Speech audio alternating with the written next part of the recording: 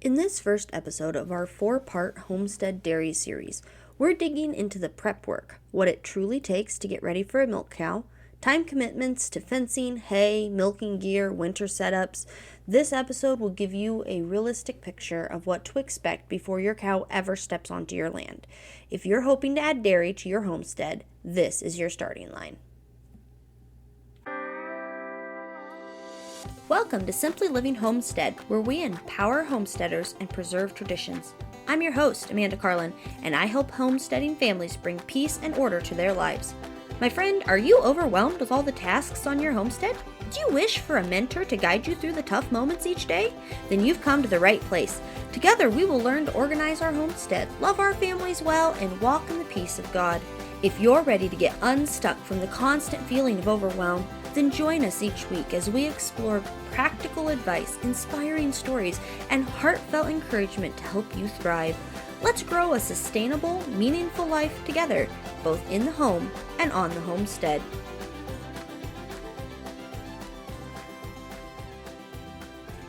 Welcome back to the homestead.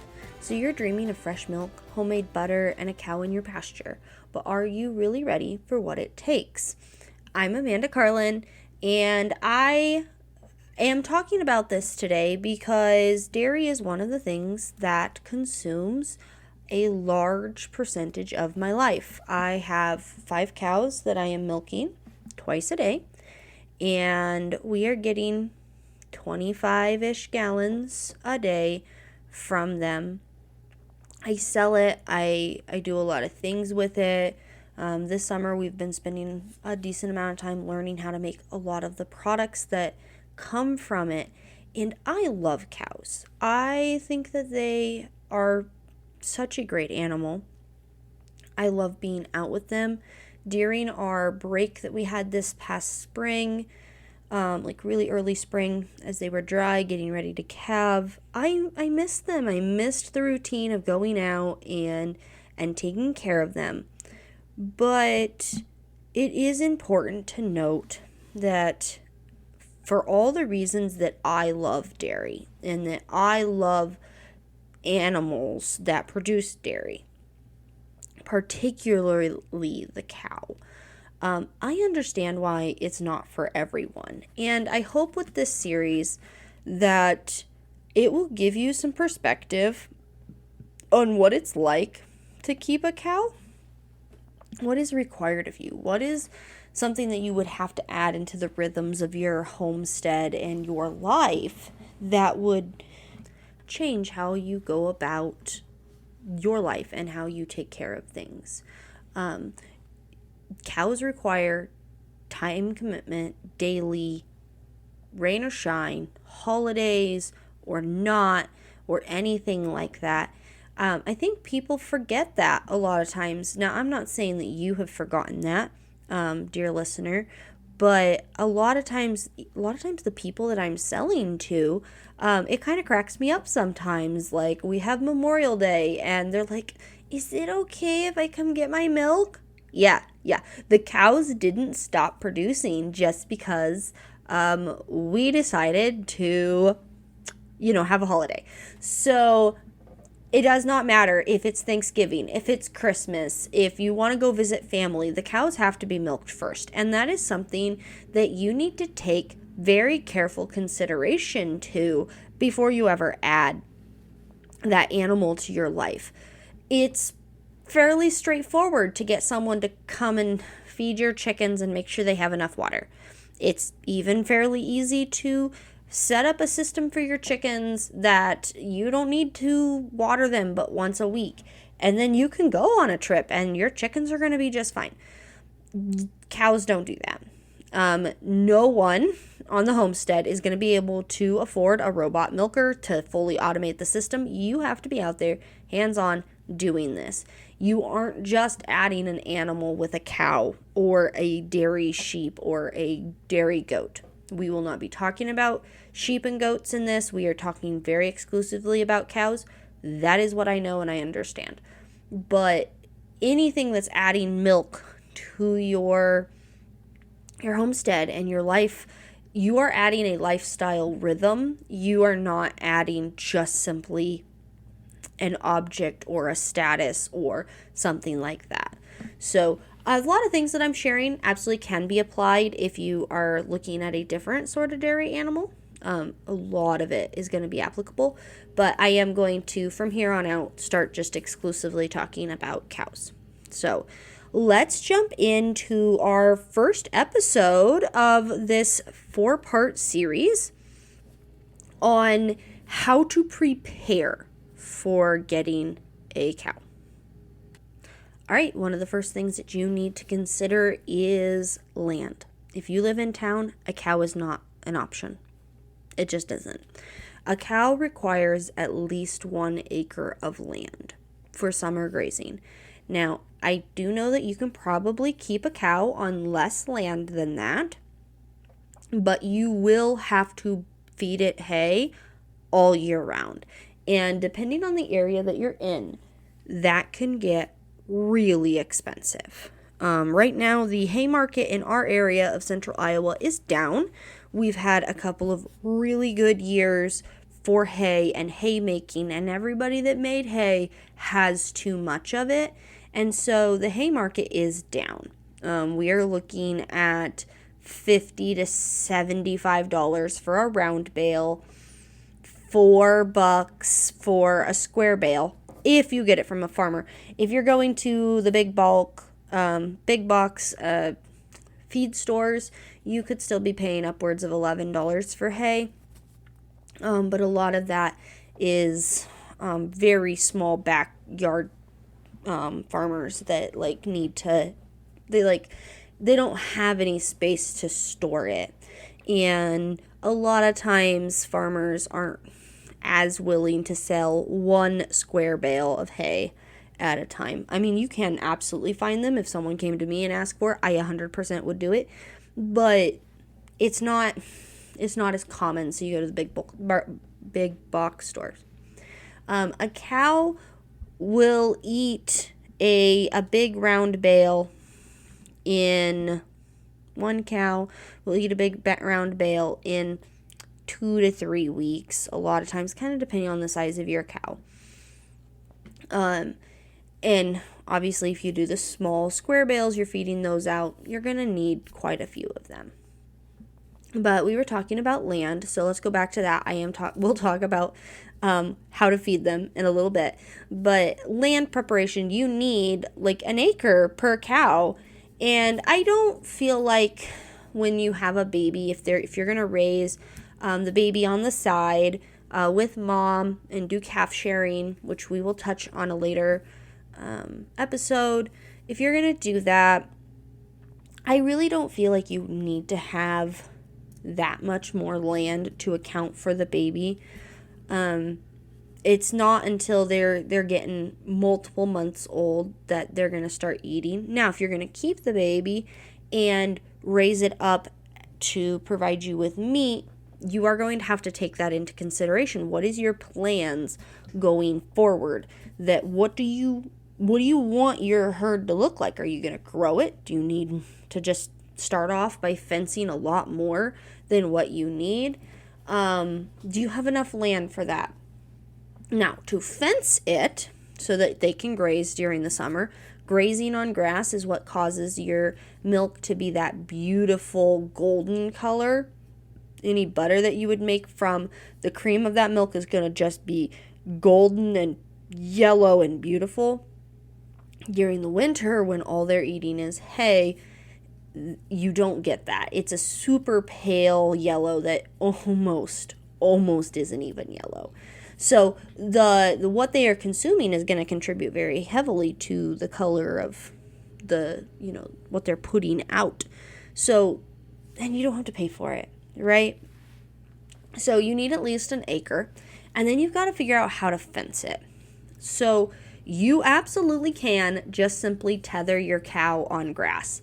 I was out driving a year ago, and I think I was down in southern Iowa somewhere, driving through some pretty aggressive hills, and, just going along, and out my window, there's a cow in the lawn, and she has a halter on and a big old lead rope, and she is staked out in the middle of the yard.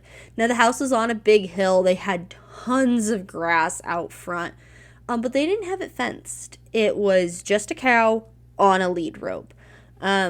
Little House on the Prairie talks about this, how they would take the cow out to graze and tie a rope around its neck and tie it to a tree. So,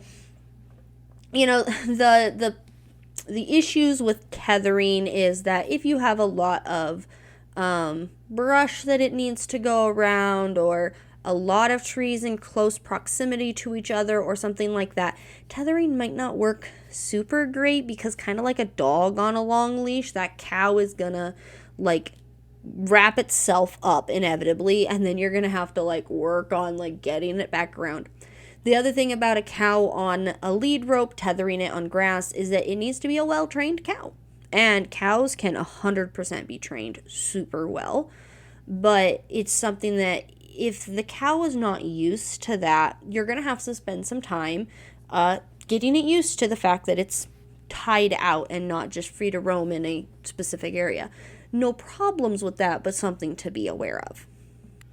If you choose to actually fence in an area for your cow, the thing to know is that cows don't need to have a fence that is pig tight. Or in the small animal world, goats are really known for being terrible fencers a lot of times. I don't know if that's 100% true all the time. Some people swear by some of their methods. I'm not here to discuss that today, but pigs are notorious. If they can get through a fence, if they can get their nose area maybe up to their eyes through a fence, they at least think that they can get through. And that's not the case for a cow. A cow can be contained by very psychological measures. And, if you have a bull, especially if you have a big bull, if you're going to run a couple of cows and don't want to take the AI option, you might have to consider slightly better fencing, as bulls will go through anything if given the chance, if they want to. But cows, for the most part, won't really test the fencing. If they do, they'll test it and they'll go, oh, that hurts, or oh, that's stopping me, and they'll back off. And it will take them several days or more to figure out that your electric fence is off, or that, sometimes, not always, but sometimes it can take them a day or two to figure out there's a hole in the fence. And I say that we have 6 cows, counting our bull, running around in one field in particular, and we have this little spot that I made a small enclosure, a small fenced-in area separate, and we opened up the fence to that the other day just because the grass was growing too big there. I didn't have anything in that little pen, and so we were like, here, let's let the cows in. Anyway, I didn't show them that. I just threw the gate open and just let it be. I believe it took them 24 hours to figure out that gate was open.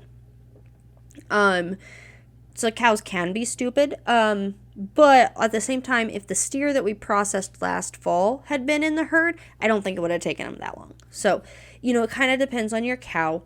But if you're going to choose to electric fence your area, you can get by with one wire. I'm a scaredy cat when it tends to cows getting out. I just do not want it to happen. And so I do run 2. And anything that I'm considering permanent fencing, I run 4 lines. But that was because I'm kind of fencing with the idea that I'm going to run other things into it at some point. And so I'm running electrical line with the idea that I'm going to run my fence and hopefully not touch it again for a while. Another thing, because I didn't know this when we started, so I'm going to insert this here, is if you go into a farm store and you're looking at the electrical fencing options, there are there are a couple of things. There is a solid steel wire, and then there's a poly wire.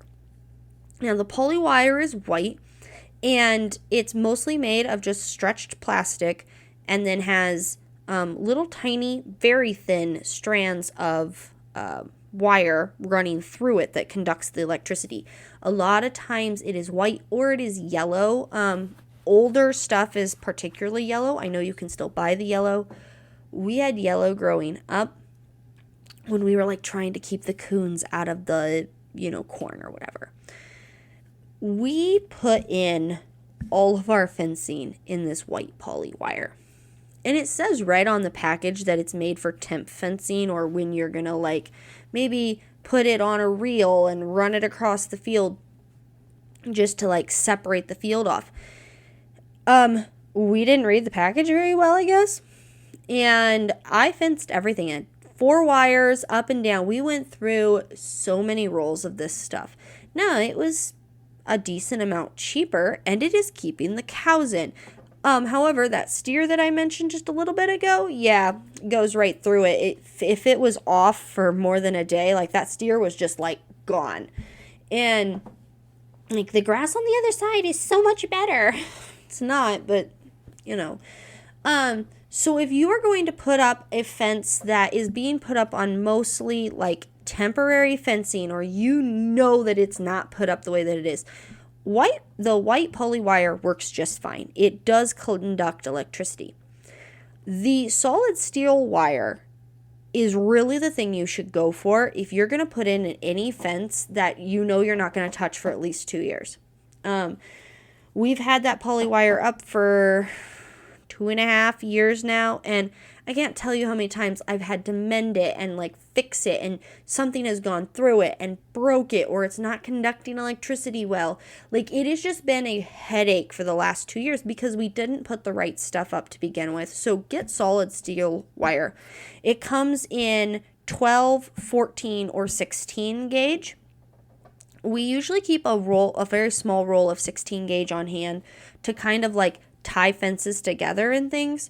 But as far as actually running the fence, we like the 14 gauge. The 12 gauge is, 1, extremely expensive, and 2, it is so thick. The smaller the number, the thicker the wire. It is so thick that it is kind of hard to tie it by hand, and it's just a pain. It's just a pain. So we really like the 14 gauge. It conducts electricity really well. Our solar chargers work really well with it. All the things. Just as a note, there is a difference in wire, and you really should put up the right stuff first. The third thing that you could put up is cattle panels. Now, cattle panels are going to cost you a pretty penny to get your hands on them. From the farm stores. You might be able to find someone on, your marketplaces or Craigslist or that sort of stuff that are selling some. But the thing about them is they are going to last you an awful long time. And how do I know this? I know this because my grandpa used them on this farm 40 years ago, I want to say. I should have checked the dates. My mom was a little girl, and I am still using the same ones. Now, some of them have gotten bent up. Some of them are no longer usable, but if you have some, like a cutoff blade or something, and part of it is bent, you can cut that piece off. Now you got a shorter panel, but it is what it is. You've still got it. It's going to last you years and years and years. We use cattle paneling to fence off a dedicated area for our bull when he is not needing to run with the herd, because of different reasons. We're going to put the bull over in its own pen. We have a cattle panel area fenced off just for him. And you can also use them for pigs. I mentioned pig tight, cattle panel, hog panels. Hog panels are shorter versions of cattle panels.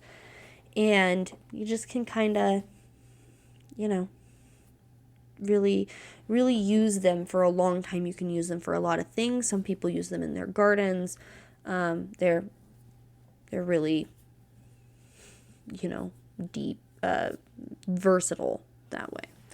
All right, so hay needs, we mentioned this a little bit earlier. Hay needs, you need approximately 2 square bales per day for a full-grown cow who is producing milk. That is my experience. I didn't look this up. You can do a simple Google search to like confirm in your mind what you need to be feeding, but that is what I've really kind of seen, is that if I have one cow off by herself, like I'm needing to keep an eye on her or something, she's gonna go through 2 square bales, like the smaller square bales that you can lug, throw up in the back of your truck, do all the things. 2 square bales a day. So something to keep in mind for winter feeding and stuff, you're either going to have to go to the store a number of times, or you're going to have to store it. My suggestion is to work with local farmers or make your own hay. I feel like I've mentioned this before in some of my other podcasts, but we have a family that I have, like, that do homesteading, but they don't have enough property to, like, make their own hay. And we do. We've been blessed with a lot of property to be able to do that. And so they come over and help us make hay, and in exchange, they get some hay. They also have been known to do some of my chores when I am gone, and they get hay for that. So whatever kind of works, you can go in and put in some work and do a barter system rather than paying some of these exorbitant costs for hay. Hay, kind of depending on your area, can be hard to come by. I know some people, you really struggle to get their hands on it, and other people like us were like, we can't even get rid of it because it's just so cheap right now because of how much is here. One more thing on the land, if you are going to plant your, you had a field that you'd like to plant into pasture, maybe do a little pasture and a little hay, I caution you against planting alfalfa. Now, making hay, alfalfa hay, is great. The cows love it. It's highly protein packed. It's really good for them. It keeps their production up. But the thing about letting cows out onto an alfalfa pasture is it will cause bloat like nobody's business. It will cause bloat so fast.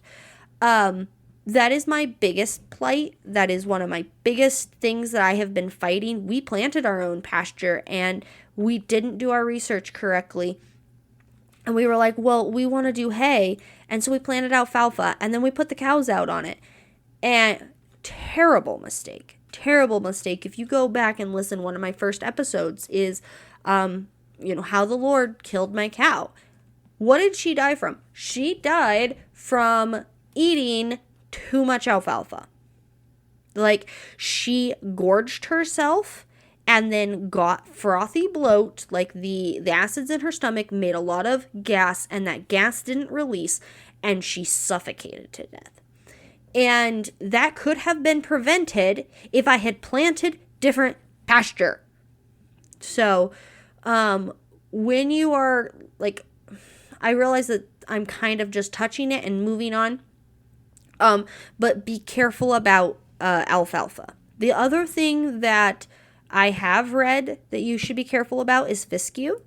Fescue is one of those things that people love to put in pasture mixes because it adds bulk. But the thing is dairy cows don't actually really like it, and so they're gonna be out eating it and avoiding it. And sometimes I wonder if the hay that we have, we have a really high wastage percentage of the hay that we do feed. I feel like it's a really high percentage is wasted. And there are other factors contributing to that. But I wonder if some of that isn't just the bulk of the fescue and they'll kind of pick around it. If there's a bale that has a higher percentage of the fescue in it, they don't eat it as well. So fescue is one of those other things that people love to put in their mixes, but dairy cows specifically don't really like it. Beef cows don't seem to mind, but dairy cows kind of have I don't know, there's just something about it. And I can't really say what it is. I don't really know enough about that to know. The next section of how to prepare for Homestead Dairy is on milking equipment and shelters, as well as a list of all the equipment and pieces and things that you will need to prepare for your cow. However, after I got done recording this episode, it ended up being almost an hour long. And as a courtesy to your time, I have decided to break this into 2 episodes. So next week, we will come back for the second half of how to prepare for Homestead Dairy. And over the next month or so, you can expect to see more content on Homestead Dairy and preparing for your cow. I really hope that you learned something in this episode of how to prepare for Homestead Dairy on the land and what you need to prepare for a cow, for an animal on the property. And I hope that you have an excellent week as we head into this next week, and that you have a very blessed day. Well, neighbor, before you head out, I just want to say how much I've loved spending this time with you. If you too enjoyed our time together, don't forget to give us a follow and leave a quick review on your favorite podcast player. It really helps more women like us find their way to a simpler, more joyful life. And hey, if you know someone who'd enjoy this episode, why not share it with them? Let's keep growing this circle of encouragement together. Oh, and don't forget to join my email list. I've got some free printables and weekly tips waiting for you to help you live a purposeful, balanced life, one rooted right in the heart and home. Thanks for being here, friend. You're doing a great job. I can't wait to chat again next week here at the Simply Living Homestead.